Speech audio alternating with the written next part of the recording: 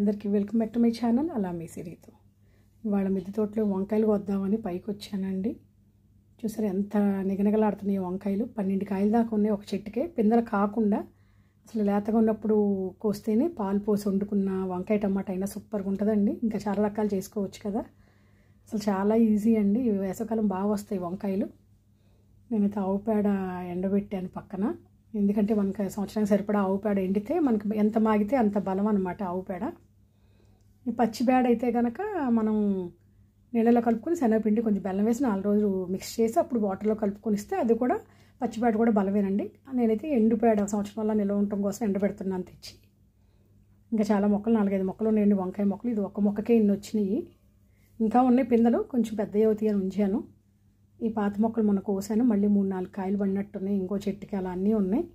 గుత్తి వంకాయలు, తెల్ల వంకాయలు అన్నీ ఉన్నాయండి. మొన్న కూడా కోసాను. ఎంత తాజాగా బాగున్నాయి చూడండి మొక్కలు.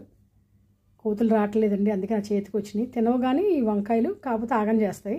వారం నుంచి రాలేదు, అందుకే నా చేతికి వచ్చినాయి అనమాట. అస్సలు చాలా టేస్ట్ ఉంటుందండి ఆర్గానిక్.